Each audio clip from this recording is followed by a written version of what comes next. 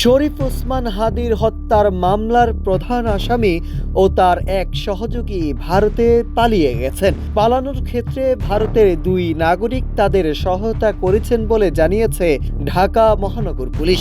ইতিমধ্যে মেঘালয় পুলিশ ও দুই ভারতীয় নাগরিককে গ্রেপ্তার করেছে। বিষয়টি নিশ্চিত করেছেন ডিএমপির অতিরিক্ত police commissioner S N. Mohammad Nazrul Islam. 28 December রাজধানীর মিন্টু রোডে ডিএমপির মিডিয়া সেন্টারে আয়োজিত সংবাদ সম্মেলনে তথ্য দেন তিনি। মোহাম্মদ নজরুল ইসলাম জানান, হাদির হত্যাকাণ্ডটি ছিল পূর্ব পরিকল্পিত।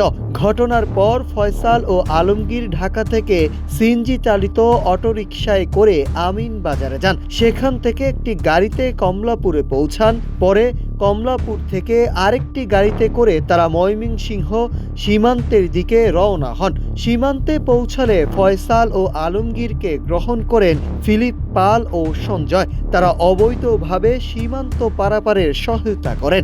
এরপর ফিলিপ পাল তাদের ভারতের মেঘালয় রাজ্যে নিয়ে যান। এ ঘটনায় ফয়সালকে পালাতে সহায়তার অভিযোগে তার আরও দুই সহযোগী পুত্তি ও স্বামী ভারতের মেঘালয় রাজ্যে আটক হয়েছেন। ডিএমপি জানায়, আলোচিত এই হত্যাকাণ্ডের ঘটনায় এ পর্যন্ত মোট 11 জনকে গ্রেপ্তার করা হয়েছে। গ্রেপ্তারদের মধ্যে 6 জন আদালতে স্বীকারোক্তিমূলক জবানবন্দি দিয়েছেন, যা তদন্তে গুরুত্বপূর্ণ অগ্রগতি হিসাবে দেখছে পুলিশ। মামলাটির তদন্ত দ্রুত এগিয়ে নেওয়া হচ্ছে এবং স্বল্প সময়ের মধ্যে চার্জশিট দাখিলের প্রস্তুতি চলছে। পুলিশ সূত্র জানায়, আগামী 7 থেকে 10 দিনের মধ্যে অভিযোগপত্র আদালতে জমা দেওয়া হবে এবং 7 জানুয়ারির মধ্যেই তা চূড়ান্ত করার লক্ষ্য নির্ধারণ করা হয়েছে। তদন্তকালে আইনশৃঙ্খলা বাহিনী বেশ কয়েকটি গুরুত্বপূর্ণ আলামত উদ্ধার করেছে।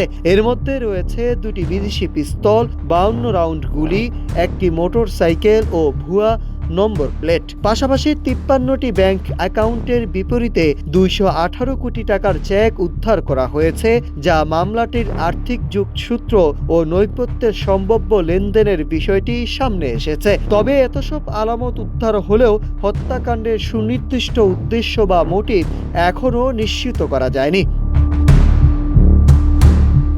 এ বিষয়ে ডিএমপির অতিরিক্ত পুলিশ কমিশনার বলেন, মূল সন্দেহভাজন ফয়সালকে এখনও গ্রেপ্তার করা সম্ভব না হওয়ায় হত্যার প্রকৃত উদ্দেশ্য সম্পর্কে নিশ্চিত সিদ্ধান্তে পৌঁছানো যাচ্ছে না। ফয়সালকে গ্রেপ্তারের পর মোটিভ সংক্রান্ত অনেক প্রশ্নের উত্তর পাওয়া যাবে বলে তিনি আশা প্রকাশ করেন। তিনি আরও জানান, মেঘালয় পুলিশের সঙ্গে আনুষ্ঠানিক চ্যানেলের যোগাযোগের মাধ্যমে ফয়সালকে পালাতে সহায়তার অভিযোগে তার দুই সহযোগী আটক করা হয়েছে। এদিকে এই ঘটনার প্রেক্ষিতে তদন্ত কার্যক্রম অব্যাহত রয়েছে।